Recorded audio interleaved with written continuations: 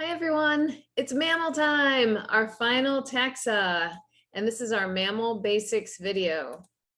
So by the end of this video, you'll be able to explain the evolution of mammals from therapsid reptiles, describe the unique characteristics of mammals, differentiate the subclasses of mammals, and have an idea of the overall diversity found in the mammal taxa. So mammals are descendants of synapsid reptiles. So remember when we talked about anapsids, diapsids, and synapsids, current day reptiles are diapsids, where they have two holes at the back of their skull behind their eye socket. But millions of years ago, there were synapsid reptiles with just one hole behind the eye socket. And in this group of synapsid reptiles that are called specifically the therapsids, so here are some examples of them. Over time in that group, over like hundreds of millions of years, the brain grew bigger, the ears became more complex, the jaw became more advanced, and they exhibited differentiated teeth. So teeth that did different functions like molars, canines, and incisors. And so again, this is the therapsid group, some artist renditions of what we think they looked like. They had a big skull. So that big kind of robust head to account for a giant brain. They had, this is the coolest, a single large canine. So just on one side, they had this big canine.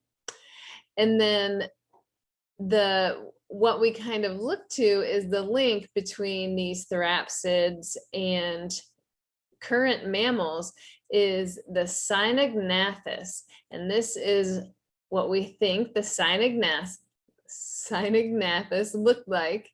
And a couple key characteristics that link this animal as a kind of a connector between these synapsid reptiles and modern mammals is that the limbs are right beneath the trunk. So many reptiles have limbs, they're up off the ground, unlike amphibians, but they're still kind of out to the side, and most mammals' limbs are right underneath them. And so the synagnathes had limbs beneath the trunk. The jaw was very similar to modern mammals, and it's hypothesized that they may have been endothermic and may have had hair. So what makes a mammal a mammal? First of all mammals have hair or fur. They exhibit mammary glands for feeding young. There are 3 middle ear bones, and this means it's the most complex ear of the vertebrates. So the other taxa don't have those 3 middle ear bones. Most mammals have a deciduous set of teeth, baby teeth, and then a permanent set of teeth. Mammals have marrow that runs through the bones.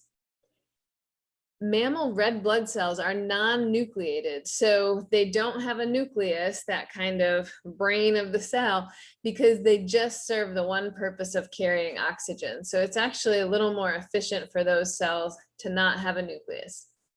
Mammals have a muscular diaphragm for respiration. Mammals are the only taxa with that. The heterodont dentition, so molars, canines, incisors, the differentiated teeth for different functions. And mammals are endothermic. So the energy comes from within to maintain their body temperature. There are 3 subclasses of mammals: Prototheria, Metatheria, and Theria. So Prototheria, pretty cool little subclass. Oh, first of all mammals are in the class Mammalia. That's an easy one. Then the subclasses Prototheria are the egg-laying mammals. So you have learned about, I'm sure, the duckbill platypus. The platypus is in Prototheria. They lay eggs. These are only found in Australia and New Guinea. Metatheria are the marsupials, which there are many of these in Australia, but there are some elsewhere in the world. Example being opossum. So there's different species of opossum. We have the Virginia opossum here. on your mammal list. So marsupials are born really, really young, and they develop in their mom's pouch. So they are birthed from the uterus. When they're just teeny, teeny, tiny, they latch on and grow in the pouch. Koalas, kangaroos, and possums are examples of metatherians. And then most mammals are therians in the subclass Theria. They bear live young, and that's everything else besides the metatherians and prototherians. There are about 5,000 species of mammals. This is kind of crazy. There are somewhere between 19 and 26 orders of mammals, and that depends on who you ask. So this is an area where there's lots going on with genetic analysis and classifying mammals into different groups and switching them around. So that DNA technology is really changing classification. So it's in flux right now. There is a great range in size in mammals. So the very smallest mammals, some shrews and bats, weigh as little as 3 grams. So that's less than 1/4 of a pound. Whereas the blue whale on the other end of the spectrum is up to 170 metric tons.